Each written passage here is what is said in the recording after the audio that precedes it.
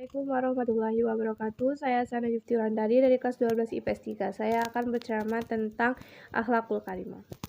Alhamdulillahilladzi hadana li hadza wa ma kunna linahtadiya laula an hazanallahu laqad ja'adlu rabbina bil haqq wa nudzu antilkumul jannatu uritumuha bima kuntum ta'malun.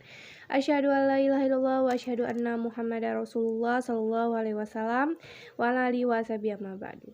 Puji syukur marilah kita panjatkan kepada Allah Subhanahu wa taala yang telah melimpahkan rahmat dan hidayahnya sehingga kita bisa berkumpul di ruangan ini dengan sehat dan sentosa. Salawat serta salam tetap tercurahkan kepada sekalian love kita Nabi Muhammad SAW beserta keluarganya, para sahabatnya, dan pengikutnya sampai hari akhir. Kepada guru yang terhormat dan teman-teman yang saya sayangi dan saya banggakan, izinkanlah pada kesempatan yang singkat ini saya berbagi ilmu kepada Anda semua, yaitu tentang akhlakul karimah. Tahukah Anda apa yang dimaksud dengan akhlakul karimah? Menurut pengertian dalam bahasa, akhlak adalah tabiat, kebiasaan, atau perangai. Di dalam akhlak ada dua macam, yaitu ada akhlak mahmudah atau terpuji dan mazmunat tercela.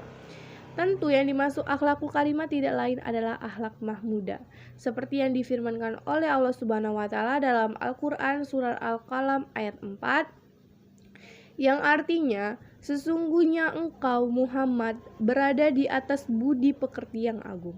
Dari firman Allah tersebut dapat kita simpulkan bahwa kita sepantasnya menjadikan Nabi Muhammad sebagai panutan karena akhlaknya yang sangat terpuji. Sebagai contoh, pada zaman Rasulullah dulu, ada orang buta di pinggir jalan yang hobi menjelek-jelekan Nabi Muhammad. Tapi Nabi Muhammad malah sering sekali memberikan makan dan menyuapi si buta tersebut sampai Nabi Muhammad wafat. Kemudian sahabat Nabi Abu Bakar bertanya pada Aisyah, "Hei Aisyah, amalan apa yang biasa dikerjakan oleh Nabi tapi yang belum aku ketahui?" Aisyah pun menjawab, "Nabi sering memberi makanan pada orang buta yang ada di pinggir jalan." Tanpa pikir panjang, Abu Bakar segera menemui orang buta tersebut sambil membawa makanan. Abu Bakar juga menyuapkan makanan pada si buta tersebut, tapi si buta malah memuntahkannya. Dia berkata, "Apakah kamu orang yang biasa menyuapiku?" "Tidak, aku adalah sahabatnya," jawab Abu Bakar. Ternyata teman-teman, sebelum Nabi menyuapkan makanan kepada si buta, Nabi mengunyah makanan tersebut lebih dahulu sehingga si buta tidak kesulitan menelannya. Masya Allah, begitulah kemurnian hati Rasul kita sehingga kita membuat si buta kagum dan menyesali perbuatannya serta mau masuk Islam. Memang dalam kehidupan sehari-hari akhlakul karimah sangat penting karena dapat menentukan kehormatan seseorang. Mari kita pikirkan sejenak, bagaimana sih kita memperlakukan tetangga kita yang ketahuan mencuri ataupun membunuh? Saya yakin pasti mereka diasingkan. Juga banyak orang yang mengejek atau mungkin malah tidak ada yang mau berteman dengan orang tersebut karena sudah tidak respect dengan orang tersebut.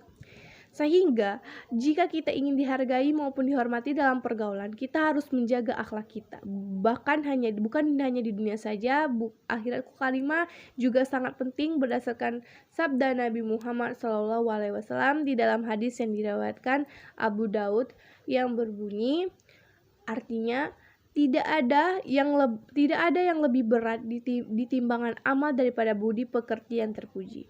Bukan dalam pergaulan atau di masyarakat saja, kepada orang tua atau orang yang lebih tua, kita harus bisa berakhlak yang baik.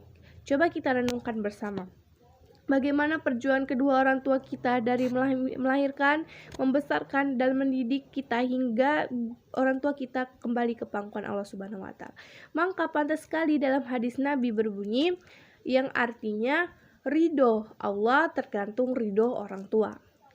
Menurut hadis di atas dijelaskan bahwa jika anak tidak dapat patuh kepada orang tua, maka anak tersebut kehilangan ridho dari Allah.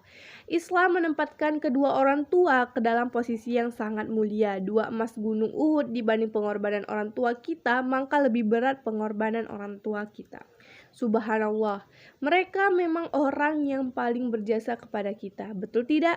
Maka sepantasnya kita harus berbakti kepada kedua keduanya melaksanakan perintah asal tidak menyimpang dari syariat, berbuat baik, berkata lembut serta tidak menyakiti hati keduanya. Bagaimana dengan yang sudah meninggal? Yaitu dengan cara menyuratkan jenazahnya, menyambung tali silaturahmi dengan sahabat-sahabatnya serta mendoakannya. Di dalam surat Bani Israil ayat 24 diterangkan bahwa yang artinya, ya Allah, ampunilah dosaku dan dosa kedua orang tuaku. Sayangilah mereka sebagai mereka menyayangiku sewaktuku masih kecil.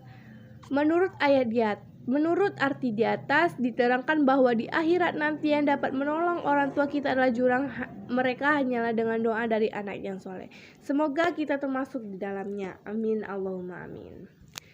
Demikianlah tausiah yang bisa saya sampaikan. Semoga dari tausiah ini bisa menyadarkan hati kita untuk senantiasa menjaga akhlak kita, terutama kepada orang tua kita. Amin ya robbal alamin. Jika ada jarum yang patah, jangan disimpan di lemari. Jika ada kata-kata yang salah, mohon dimaafkan sepenuh hati. Alhamdulillah, jazakumullahu khairan. Dan akhiru kalam, terima kasih. Kalau ada kata-kata yang salah atau yang tidak tepat, saya minta maaf kepada Allah, saya mohon ampun. Wabillahi taufiq wal hidayah. Wassalamualaikum warahmatullahi wabarakatuh.